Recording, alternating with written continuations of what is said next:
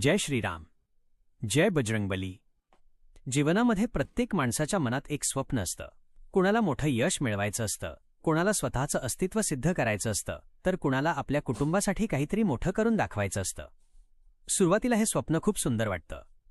मनात उत्साह असतो, ऊर्जा असते आणि आत्मविश्वासही असतो. पण जसं जसं आपण त्या लक्ष्याच्या दिशेने चालायला सुरुवात करतो तसं तसं आयुष्य आपली परीक्षा घ्यायला लागतं. अडचणी येतात, अपयश भेटतं, लोक प्रश्न विचारतात आणि कधीकधी आपलंच मन म्हणायला लागतं, हे आपल्याला जमणार नाही. याच टप्प्यावर अनेक लोक थांबतात, कारण स्वप्न पाहणं सोपं असतं, पण त्या स्वप्नासाठी रोज लढणं कठीण असतं. पण जे लोक थांबत नाहीत, जे अडचणी असूनही पुढे चालत राहतात, त्यांच्यामागे एक अदृश्य शक्ती सतत उभी असते. ती शक्ती म्हणजे हनुमानजी. हनुमानजी म्हणजे फक्त देव नाहीत, हनुमानजी म्हणजे लक्ष्यापर्यंत पोहोचण्यासाठी लागणारी मानसिक ताकद. हनुमानजी म्हणजे हार न मानण्याची वृत्ती. हनुमानजी म्हणजे अशक्य वाटणाऱ्या गोष्टी शक्य करण्याची हिंमत. हनुमानजींनी आयुष्यात कधी स्वतःसाठी काही केलं नाही.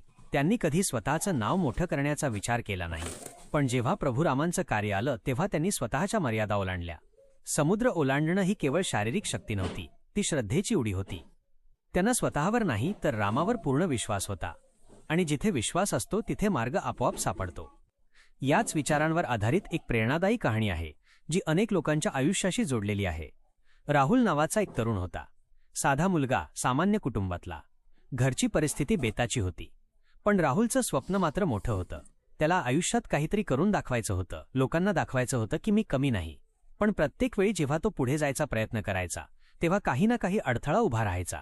कधी पैसे अडवायचे, कधी योग्य मार्गदर्शन मिळायचं नाही, तर कधी स्वतःचं मनच त्याला थांबवायचं. अपयश आलं की त्याच्या मनात एकच विचार यायचा, मी चुकीचं स्वप्न तर पाहत नाही ना. लोक त्याला म्हणायचे, हे सोड, दुसरं काही कर, तुझ्याने हे होणार नाही. हळूहळू राहुल आतून खचायला लागला. बाहेरून तो शांत दिसायचा, पण आतमध्ये रोज लढाई चालू होती. एक दिवस इतका थकला की त्याला वाटलं, आता बस, यापुढे काही प्रयत्न नको. त्या दिवशी तो संध्याकाळी गावातल्या हनुमान मंदिरात गेला.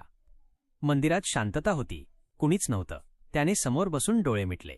त्या दिवशी त्याने यश, पैसा किंवा नाव मागितलं नाही. त्याने फक्त एवढंच म्हटलं, हे बजरंगबली, मला यश दे असं मी मागत नाही. मला एवढी ताकद दे की मी हार मानू नये.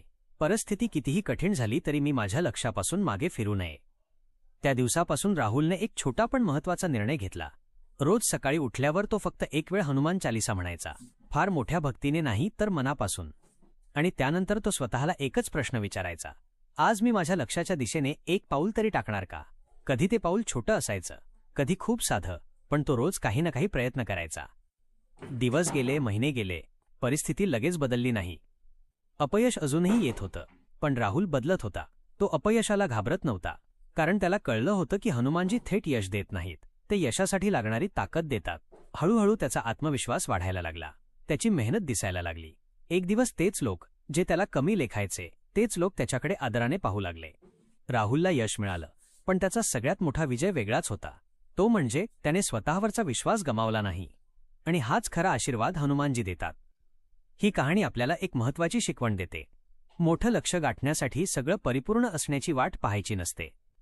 हनुमानजी आपल्याला आधी मन मजबूत करायला शिकवतात, कारण मजबूत मन असलं की अडचणी लहान वाटायला लागतात. संजीवनी आणताना हनुमानजींनी पर्वत उचलला, कारण वेळ कमी होता. कधीकधी आयुष्यात आपल्यालाही असंच वाटतं की सगळं एकट्यालाच उचलावं लागतं. जबाबदाऱ्या, दबाव, अपेक्षा, अपयश.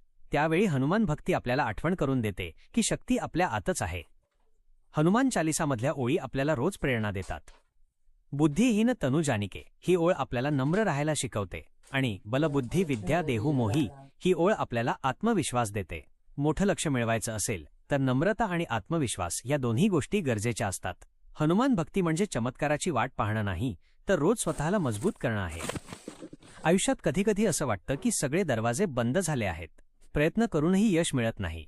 पण अशा वेळी हनुमान भक्त मागे फिरत नाही, तो स्वतःला आणखी तयार करतो. कारण हनुमानजी संकटातून पळायला नाही, संकटाला सामोरं जायला शिकवतात. आपलं ध्येय स्पष्ट असेल तर भीती हळूहळू कमी होते आणि मार्ग दिसायला लागतो. लक्षात ठेवा, हनुमानजी तुमचं भविष्य बदलत नाहीत, ते तुम्हाला तुमचं भविष्य बदलण्याची ताकद देतात. मोठं लक्ष्य मिळवण्यासाठी रोज एक छोटा प्रयत्न पुरेसा असतो. आणि त्या प्रयत्नाला जेव्हा हनुमानजींचा विश्वास मिळतो, तेव्हा अशक्य वाटणारी गोष्टही शक्य होते. जय श्रीराम. जय बजरंगबली. जर हा संदेश तुमच्या मनाला स्पर्श करत असेल तर सबस्क्राईब करा आणि तुमचं मोठं लक्ष्य कॉमेंटमध्ये नक्की लिहा. कारण जेव्हा तुम्ही तुमचं लक्ष शब्दात व्यक्त करता तेव्हा ते पूर्ण होण्याच्या दिशेने एक पाऊल पुढे जातं.